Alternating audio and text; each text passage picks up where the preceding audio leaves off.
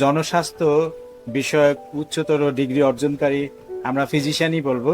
তিনি আজ আমাদের মাঝে এখন লেখক হিসেবে উপস্থিত হয়েছেন। বুলবুল হোসেন শুভ, আপনাকে স্বাগত জানাচ্ছি বাংলাদেশ বিটিসি চ্যানেল। ধন্যবাদ। দর্শক যারা আমাদের সঙ্গে যুক্ত হয়েছেন এবং পরবর্তীতে যুক্ত হবেন, আমরা এই লেখকের দুটোই কবিতার বই বোধহয় আমরা হাতে নিয়েছি, তাই তো? এবারে যে বইটি এসেছে আলমারির বেনারসি। এখন আমরা যাচ্ছি এই আলমারির বেনারসিতে বিষয়বস্তুটা এই কাব্যগ্রন্থের। আসলে আলমারির বেনারসি এটা আমার দ্বিতীয় সলো বই, কবিতার বই। আচ্ছা, এর আগে 2024 সালের অমর একুশে বইমেলায় প্রকাশিত হয়েছিল আমার আরেকটি সলো বই, সেটা হচ্ছে আলোতে আধার, এবং সেটি যথেষ্ট পাঠক নন্দিত হয়। এর পরবর্তী সময়ে আমি আলমারির বেনারসি নিয়ে আসি। আমার কবিতার মূল বিষয়বস্তু হচ্ছে আবেগ, প্রেম এবং বিরহ। এই যে এখন আপনি লেখক হচ্ছেন, লেখালেখি শুরুটা কবে থেকে শুরু হচ্ছে? আসলে কিছু বিষয় থাকে, সেটা হচ্ছে সহজাত। আচ্ছা, কবিতা লেখার বিষয়টাও আমার একেবারে সহজাত। আমি ছোটবেলায় ছন্দ আকারে কবিতা লিখতাম, কিন্তু আস্তে আস্তে যখন বড় হই তখন ছন্দ থেকে তখন সাহিত্য ও রূপক কবিতার দিকে আমি ঝুঁকে যাই। এবং আমি একজন জনস্বাস্থ্যবিদ, একজন গবেষক।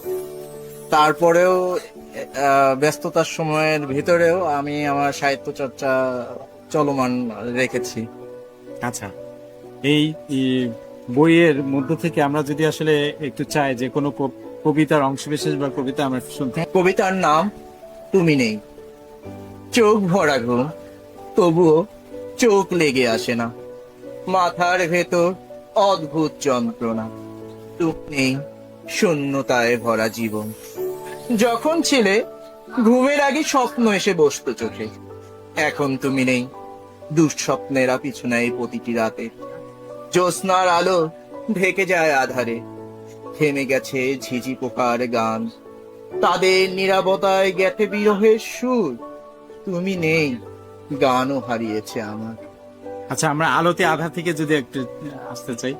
তোমার মাঝে আমার খোঁজ, উদাস হতে ভালো লাগে। আমি তো একদা উদাস হতেই চেয়েছিলাম।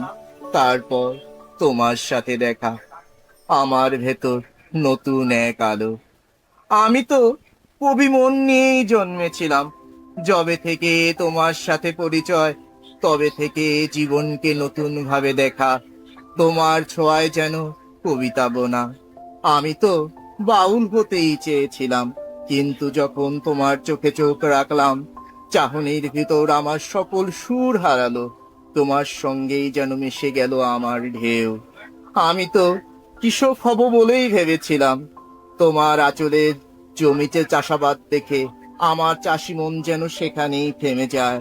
তোমার খেতেই আমার সকল স্বপ্ন মিলে যায়। আমি তো আমিই হতে চেয়েছিলাম, সেই আমি আর হলাম কই। তোমার মাঝে আমার সকল পথ থেমে গেছে। তোমার মাঝেই আমার আমিকে খুঁজে পেয়েছি। বাহ, চমৎকার! বুলবুল হোসেন শুভ, আপনার এই কবিতা আমাদের মন ছুঁয়ে গেছে। দর্শক যারা যুক্ত আছেন, এই বইয়ের পাঠকপ্রিয়তা পেলে আমি মনে করি যে তরুণ সমাজের কাছে এই যে একটি মানে আবেদন আছে, সেই আবেদনটা সমাজকে পরিগঠনে সহায়তা করবে।